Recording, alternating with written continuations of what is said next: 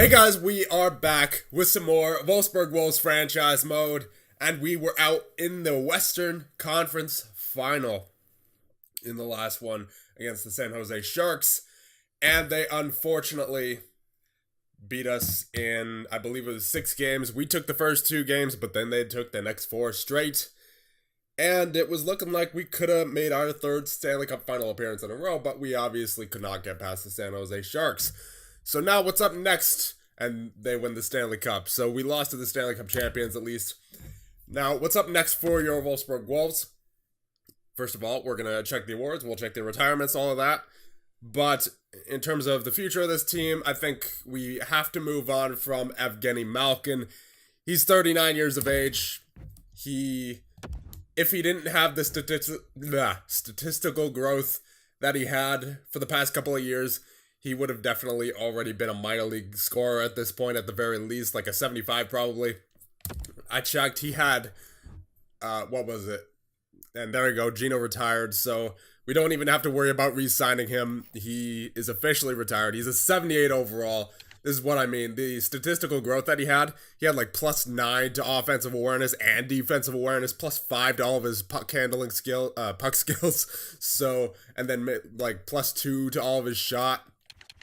He would have been, if he didn't have that statistical growth from those fantastic 2 years that he had before this year, 66 points, 42 goals, and then 71 points the year before, I guarantee you he would have been like a 75, 74 already this year. So even if he didn't retire, we would have likely moved on from him, but now the game is saying you need to move on from him. So thank you, Gino Malkin, for your services to Wolfsburg. I know your time here was brief, roughly 4 years, 3.5 years, but definitely one of our best players in his time here. So I thank him for that.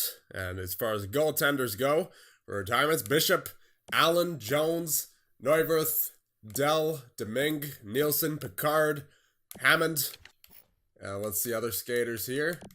So there's obviously Gino, there's Stamkos, Kopitar, Ben, Backstrom, Marchand, Perron, JVR, Simmons, Petrangelo, Hornqvist, Okposo, Brassard, Stahl, Bailey, Nyquist, Niskanen, Eller, Johnson, Ennis, Cassian, Foligno, Eakin, Kulikov, Bogosian. And there you go. There are retirements. And we had a scout retire as well, Marian Bliznak, the SHL. And now, before I forget, just before next season starts, we are going to turn the injury sliders back up to 10, as 9, we didn't see any injuries at all this year for our team. So there were probably injuries around the league, we just didn't get any ourselves. So we're going to see what 10 does for the upcoming season. And we'll check the awards, see what happened. So we'll check the playoff tree as well. Obviously, San Jose won against the Buffalo Sabres. So Buffalo took out the Washington Capitals in 5. We lost the Sharks in 6. And the Sharks beat the Sabres in 7. So looks like a pretty good series there. Awards. The Sharks, of course, with the Stanley Cup. President's Trophy, Buffalo for the 2nd year in a row. Clarence S. Campbell, that could have been us, but it wasn't, for a 3rd year in a row. It is instead the San Jose Sharks and the Buffalo Sabres for the Prince of Wales. Art Ross, Tucker, Urquhart for the Sharks. That makes sense. Yeah, they had the Art Ross Trophy winner on that team, so it makes sense that they won the cup. Hart, also Urquhart. It makes sense with the name too. And Norris Dumba of the Minnesota Wild. Bing, Kucherov, Calder, Antoine Moreau, I believe, was the first overall pick this past year for the Florida Panthers. Conn Smythe, Stumple, that, what was it, 81, 82 overall goaltender. Yeah, he stole that 3rd round, the last part of that 3rd round from us, and he just, it appears, carried the San Jose Sharks in those playoffs. Vezina Ollie of the Senators. Jennings goes to Luukkonen for a 3rd year in a row. Petrovich gets the Masterton. Selke goes to Hischier for a 2nd year in a row, 4th time in 5 years. Ted Lindsay, Urquhart, Richard Hughes for a 5th year in a row, maybe even 6 or 7 years in a row. Who knows? Jeez, Jack Hughes, man, because he had what was it, 68 goals one year? That's ridiculous. Yeah, kind of made him a little bit too OP by giving him that franchise potential. He's a 96 overall, but we'll see if that holds true to real life. I'm hoping it does, given that the Devils actually take him. But we'll get into the draft now, and there's a little bit of a storyline here to this draft. We have yet another German going first overall. We took Jörg Aho, the 3rd overall pick in, what was it, year number 4 or 5? I think it wasn't 5, because that was when we took Zanetti. It was year 3 or year 4, because he's 23, right? He's not as old as Homer or Kuleshov. Homer's 25, so I think that would make it the year 4 draft. Anyway, another German on the board here, going in the top, well, first overall, I should say, not just top 3, but first overall. He's similar to Sean Monahan. He is a left-wing playmaker, currently playing in the DEL, 8 goals, 15 assists. He looks great already. A+ for shooting and puck skills, A for sense of skating and defense, and A- for physicality. No weaknesses, 6'3". So he fits on to that first line potentially with a 6'4" Maddox Homer and a 6 foot, I think it's 6'3" Jörg Aho, or maybe even 6'4". I'm not sure, but both those guys are huge. So he fits in perfectly to what we're trying to build here. And I think I'm going to try to trade for the first overall pick, because we're in the position now where we can afford to do that. Because we do have all of our, well, the majority of our main pieces pretty much set in stone at this point. I mean, you got Jörg Aho, the center. You got Kuleshov, the defenseman. Jones, you still got him for a couple more years at least. Homer, the grindy right winger to go along with Aho. Provorov, you got some nice defensive depth. You got takeaway master Todd Mayer, the defensive beast. And then you got a lot of depth. You got Zanetti, who's an 85 now. He might even make the jump to the first line next year because he did so well with Homer and Aho during the playoffs. Then Trocheck, Guryanov, you got Miller still. I'm hoping that he doesn't drop. He's still got that top 6 at 33 years of age. But we may have to consider trading him because we do have to obviously keep an eye on that top 6 potential. If it drops down to a top 9, then we will probably have to trade him. However, he only has 1 year left on his contract going into next season. So that is something to consider. Rupantz and Bohinski, the absolute legend, playing in only 59 games his rookie year, 34 points on defense. Kuleshov 2.0, I mean, maybe. He's only got the low elite potential, but he's certainly scoring like it. He only had top 4 minutes, and he only had 4 power play points. And he actually had a shorthanded goal as well, meaning that 29 of his 34 points came on even strength. So that's 0.5 points per game. For a rookie defenseman, that's pretty impressive, especially at only an 81 overall. And you got Furland, who we didn't even use because there weren't any injuries in this past season, so we're probably going to have to release him. But he also, that being said, I wouldn't mind going after him again in free agency to, once again, get him as in depth. And then you got Kondratek, Stahlberg, and then, of course, in net, you have Demko, the 30 years of age, 90 overall, and then, of course, Rodin, 81 overall, 22 years of age, medium elite. So we're set in net. We're pretty much set on defense at this point, I think.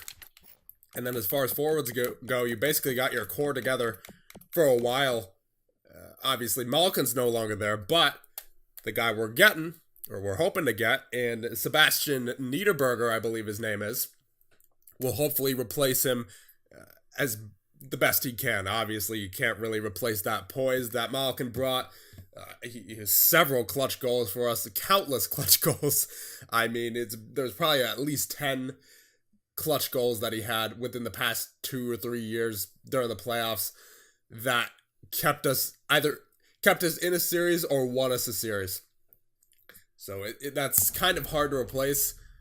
but the fact that this first overall pick is German definitely alleviates some of the pain that Geno Malkin is leaving by leaving us. So the Philadelphia Flyers have the first overall pick. I want to try to trade for it.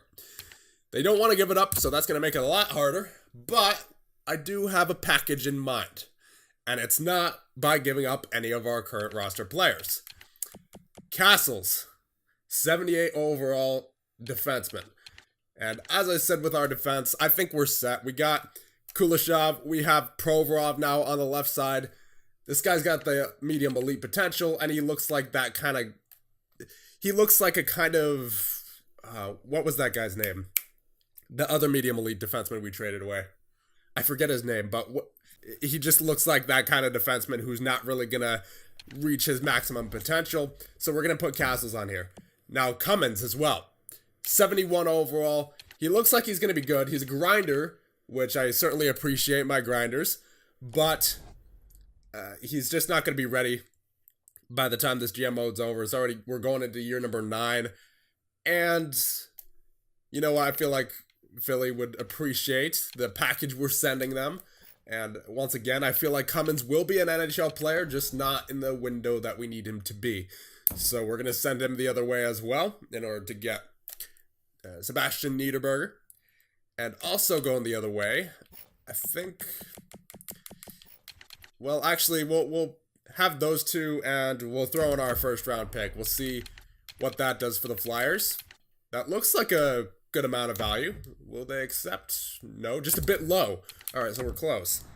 Let's go for... Sure, we'll send them their third back. We'll see what that does. Proposed trade. Trade accepted. There you go. The Philadelphia Flyers have traded the first overall pick, and it now belongs to your Wolfsburg Wolves, who will select who else but the German Sebastian Niederberger. Welcome to your home country, Wolfsburg Wolves. Let's go. 81 overall playmaker, left wing, fits into our system perfectly, I believe. Obviously, we don't have any of his stats such as hits or giveaways or takeaways, so we don't know how he is defensively necessarily, but he looks like he will be a very good fit. He's German because, you know, all German players besides Dominik Bach fit in to this team. And obviously, we already have our center in Jorg Aho. We have a right winger in Maddox Homer. Now we have a left winger, a star left winger, hopefully in Sebastian Niederberger. Now, obviously, I wouldn't think he'll be playing first line this year. That would probably be Aaron Zanetti, I would say. Once again, given his performance with Aho and Homer during the playoffs. But he will still be a pretty valuable part of our team going forward. So I'm very glad that we made that trade. And once again, we were in the position to make it, so I figured, why not? We may as well have some fun here. So now, pick number 62. Yeah, I believe this is. So going from 1 all the way down to 62. We have another medium elite here in Maxwell Sweat. So I don't know if this guy is going to drop down to our third round pick or not. He's at 104. Our third round pick is very late, so you know what? I'm not going to chance it. I'll just take Sweat right here. There you go. 56 overall, medium elite. We're getting that value back from that trade that we just made, obviously in Sweat, and getting an NHL ready player in Sebastian Niederberger. Now, as we continue to go through the draft, I mean, there's a couple of guys here that might be medium elites in Rob McLeod and Ariel DeMarchi and Denis Papin. Now, as we go down further, there are several low elites, as usual. Let's see if there's any medium top sixes. Tatacek, and Zachary Connolly. And then it kind of drops off from there. Low top six. There's no medium top four defenseman. So it's either a low elite, a medium top six, or a potential for another medium elite. I think I'll take Rob McLeod here.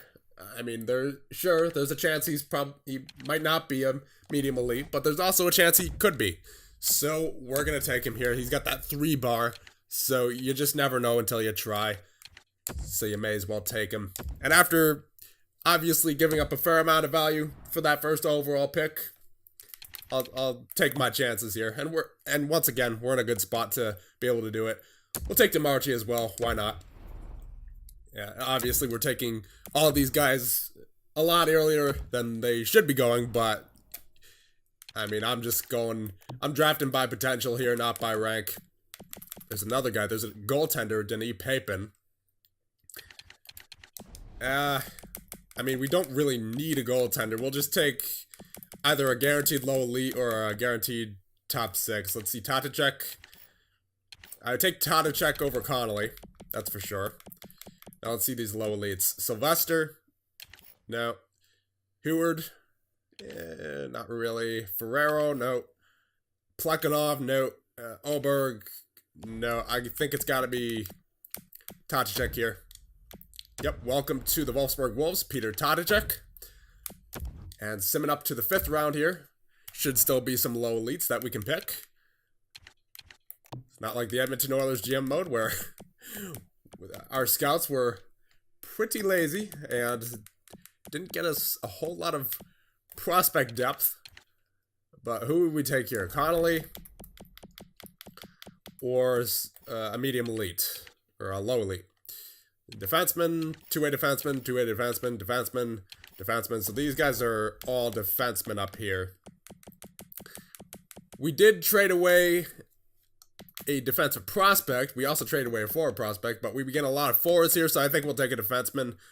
We'll go with a two-way defender. So it's either going to be Heward or Ferrero.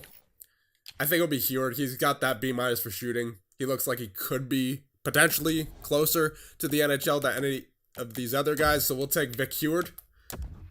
There you go. Welcome to the team. 60 overall. Not too bad. And we'll just take another low elite here. Yeah, why not? It's potential for a lot of value there, so we'll definitely take it. 61 overall as well, so it's not in the 50s. So it's usually a good sign. So he might actually be a medium elite. And now, going into the 7th round, 222nd overall. It's going to be one of these low elites. May as well be the other two-way defender, Ferrero. Welcome to the Wolfsburg Wolves. And there's the end of the draft. So, Niederberger, Sweat, McLeod, DeMarchi, Tatacek, Heward, Nied, and Ferrero. Welcome to the Wolfsburg Wolves. Now, as we get into the re-sign stage, let's see who we have to re-sign. Now, I don't remember there being any major contracts coming up this year because we already signed Aho, Homer, Kuleshov, all those guys to long-term deals. Mayer's already locked up long-term as well. I think the only big ones would be Rodin and maybe... I can't remember if we signed Zanetti or not. But nonetheless, I'll go through this real quick and we'll get to the re-sign stage in 1 second. Alright, so here we go. UFA skaters, Point, Guryanov, Furland, Pearson, and Cornett. We don't need Cornett. And we'll release Furland because we didn't use him at all this year. And we might be able to use him next year, presuming there's some injuries. So we'll go after him in free agency if necessary. But for right now, we're just going to release him. So Pearson, Guryanov, and Point. All guys who I want to keep. Let's see RFAs here. Grief, Staples, Kondratek, and Zanetti. How's Grief done in the AHL? 44 points last year. Looks like he's hit his potential there in terms of what he's going to do. He turns over the puck quite a bit. Is he German? Yeah, he's German. So by principle, we have to re-sign him. So there you go. Sebastian Grief. Not like it matters too much. He's a career AHLer. And let's see. Goaltenders. Rodin. Yep. And Booth. I believe he was for some backup. So if he wants anything more than the minimum contract, yeah, we'll just release him right off the bat. So there's still Rodin as far as the goaltenders go, and then skaters, there's Zanetti, Kondratek, Staples, Point, Guryanov, and Pearson. Alright, so in terms of those guys, who's the most important? I think that would be Zanetti. It definitely would be Zanetti at this point. So we're going to have to sign him here. What does he want? 5 years, 5.2. It's not too bad. What does Kondratek want? Just going to see what all these guys want here. Roughly 2 mil for 2 years. Not too bad for him. Staples. About the same. Pearson. He wants 2 mil. Alright, it's fair. Guryanov. 5 mil over 6 years. 6 years, 5.5. So we have 25.5 in cap space to work with. We can sign Point. We can sign Guryanov. We can sign Zanetti. We could really sign all these guys, it looks like, without too much of an issue. Now, what about Rodin? Oh, yeah. That was what I was worried about. Kalle Rodin wants 5.6. He better grow. He better grow if we're giving him this kind of contract. So I'm going to hold off on Rodin because we can. And we'll, if we can't afford that contract by the time we're done signing all of our skaters, we'll tender him a qualifying offer. Then we might have to trade him, depending on what happens. I would like to keep him on this team, but that being said, he's not the most important piece, given that we already have Thatcher Demko. However, once again, I would like to keep him, as Demko is 8 years older than Rodin. So, yeah, we'll sign Zanetti here. For him, I would say, I mean, what's he been doing? Yeah, he had a career year this year, 60 points, 51 points the year before. Yeah, he's had some steady growth. Looks like he's going to be on the first line this year, so I'd say you could do a bridge deal technically. That'll take him down to 4.7. If you do 7 years, that only brings him up like 1 mil. So he's not going to grow too much more, it doesn't look like, just based off the salary growth. It's either 2 years or 7 years for Zanetti. And I think I want to go 7 because that would match up with Todd Mayer's contract, I believe. As we take a look at the years left. Yeah, 7. So, yeah. I think we're going to go 7 years for Zanetti. That's good for him. And we will take him up to about 5.8 for 7 years. Offer contract to Zanetti. And Kondratek and Staples, I'll wait on them. I'm going to get Point, Guryanov, and Zanetti signed first. So let's see what Point wants. 5.5. I'm not going to give Point 6 years for sure.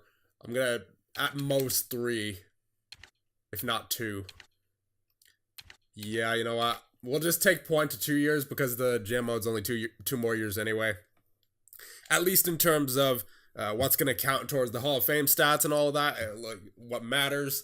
We can go further if we want, but just in terms of all the GM modes that we've done in the past have been 10 years long, so I don't want to mess up anything with the Player Hall of Fame and whatnot. It would be kind of unfair to players who have only played 10 years. So once again, we can go further. It's just a matter of only counting the stats from years 1 through 10. So, asking price 6.5. I'll give him. We're gonna have to give him 6.4 or something like that for 2 years, since we're taking away a lot of years there. So yeah, 6.4 for Point. So it's 6.4 plus what was it, 5.8 that we gave to Zanetti. So that's already like 11.5 mil. Guryanov, I would imagine he'll want about the same. For 2 years, yeah. Around there. We'll give him 5.5 for 2 years. Alright, so Point, Guryanov, and Zanetti have been offered. I'm going to sim a day. We'll see if all of them signed. If they are, then we'll shift our focus to guys like Kondratek, Staples, Pearson. So there's a scout. Zanetti accepted. Point accepted. And Guryanov accepted. Good. And there's Grief, the German. So now as we go back in, we have Kondratek, we have Staples, we have Pearson, and we also have Kalle Rodin. Now it does not look like we're going to be able to sign Rodin. We only have 10 mil left. So either we have to free up some cap going into free agency on July 1st, or we might have to trade Rodin. Depending on what we want to do here. Now as far as defense goes, you got Kondratek and Staples. What does our entire defensive core look like without those two? Kuleshov, Jones, Provorov, Bohinski, Virtanen. Virtanen didn't really play a whole lot last year. So if we're looking to unload a little bit of cap, that might be someone we consider. And then you have Wolf after that. So that's, yeah, you got to sign at least one of these guys. And then in terms of forwards, where does Pearson sit on our depth chart? So including Niederberger, this is 4, 7, 9, 10, 11. Well, actually, Niederberger's already on here, so we'll just... Hold on. I got messed up here. I got to recount. That's 8, 9, 10, 11, 12 is Pearson.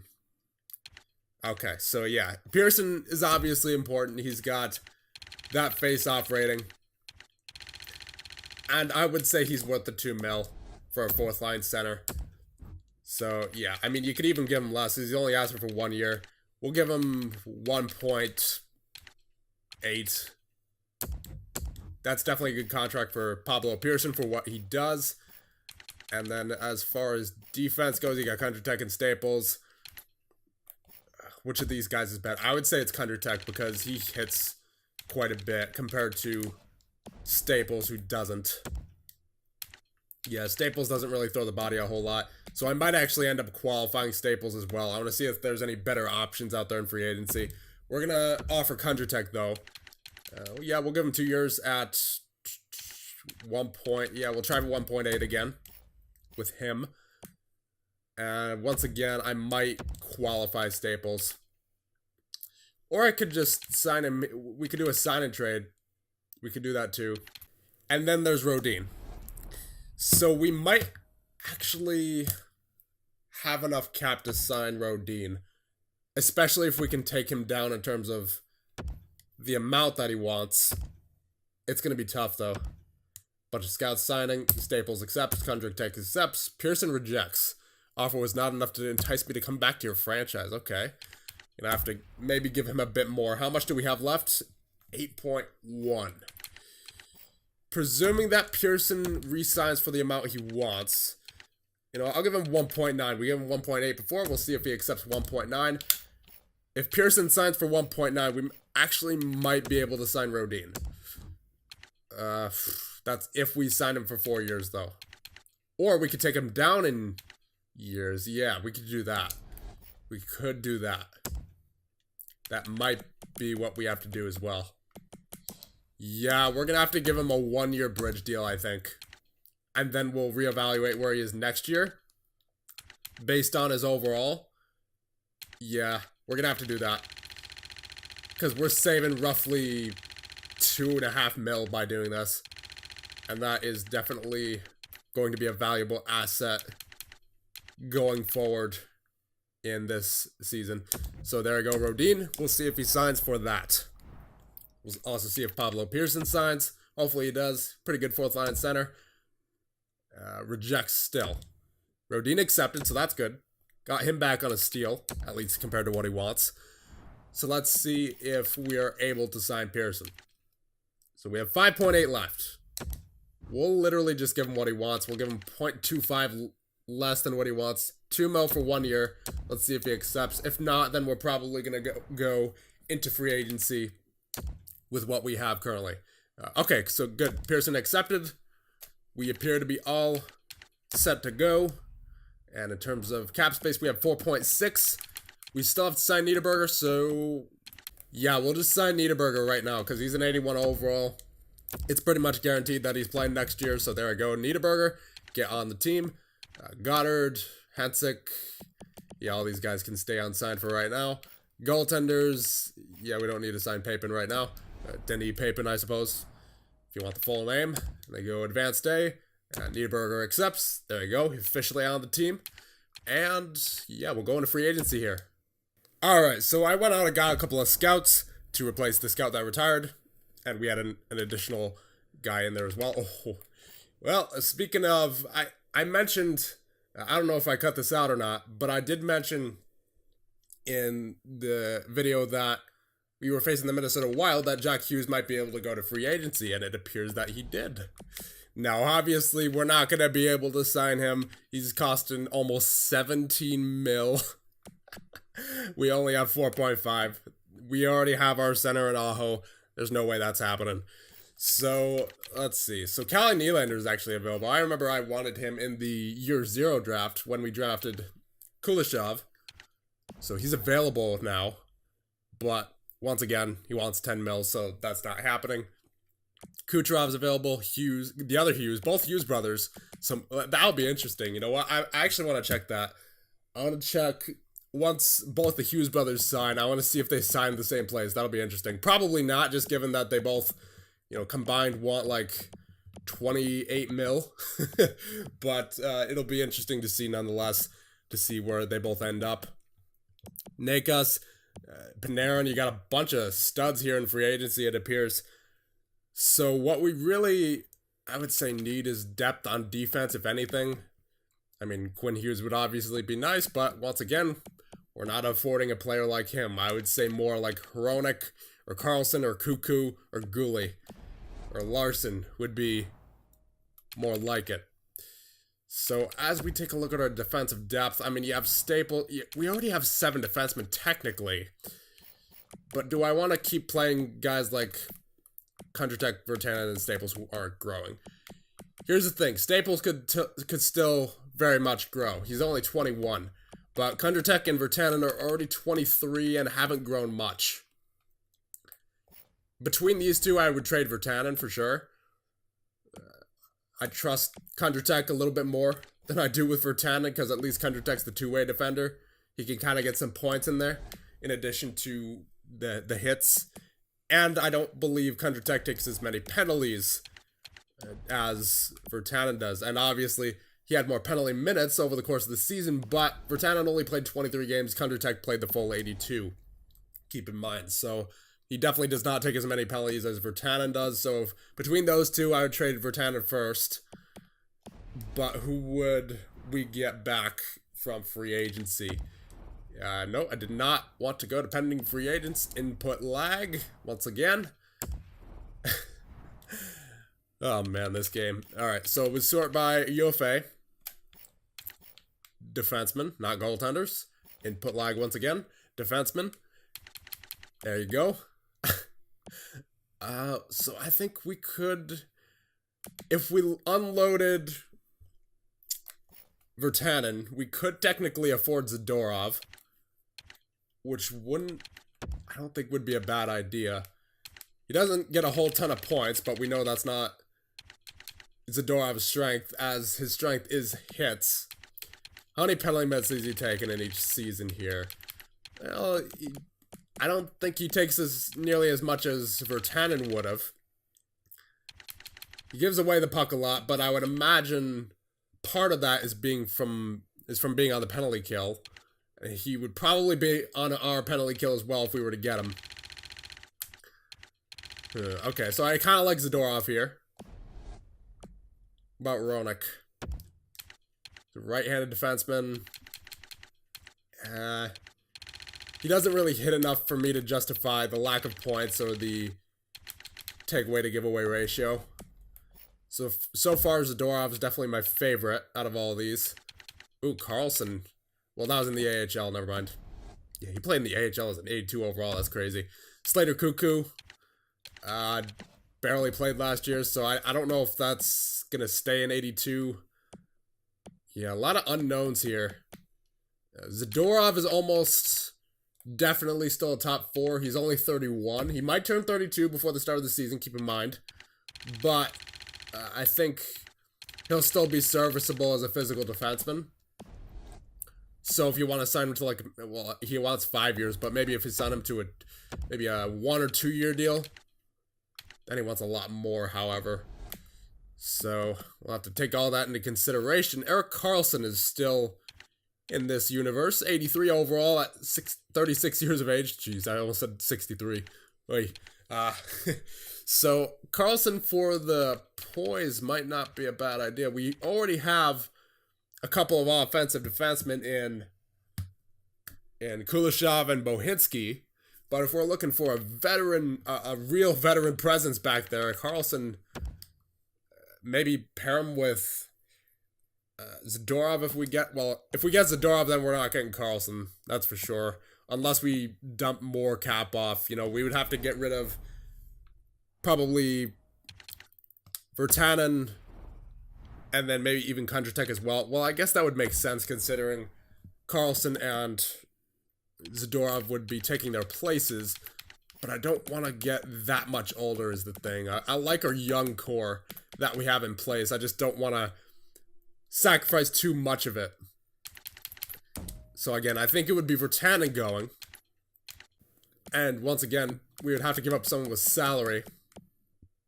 So that'd probably be like Pearson or Stahlberg. I don't think it's worth it to get both of them.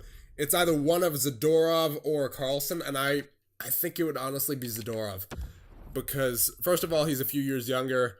We'd be able to keep him for a little bit longer. And then we don't have too many hitters on this team, at least in terms of the back end. We have a lot of physical forwards, but we don't have a whole lot of physical defensemen.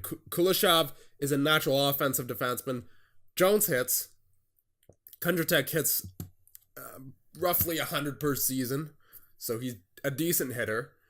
And then Provorov, I think, gets like 90 hits per season, so we actually do have more than we had before, but still not where I would like it to be, because Staples clearly does not hit. He's only had, what, I think 29 or so hits in the past season, and maybe 50 in total in his career. So maybe if we're looking to replace Staples, we could get Zadorov, or we can move Staples to the right, or Zadorov to the right, whoever. So then it'd be Kuleshov and Jones, Provorov and Bohinski, and then Zadorov and Staples or Kondratek. So whoever's sitting there would obviously be your seventh defenseman. And if it comes down to it, we could also use Zadorov as a seventh defenseman, though I don't feel like paying him that much as a seventh defenseman. So we're going to have to evaluate our options here in free agency. I think I'm going to leave it off here, see what you guys think. And yeah, there's some work to be done here, but not much, I wouldn't say. This team doesn't need a drastic overhaul. You know, Malkin just retired, but we just got Niederberger in return from the draft. So that's pretty much an instant replacement right there. And maybe you think about moving Virtanen to get someone like Zadorov. But other than that, I really don't think there's much change that's needed with this organization. I really don't. So you guys let me know in the comments. Who should we sign? Who should we trade? Let me know, and I'll see you guys in the next one.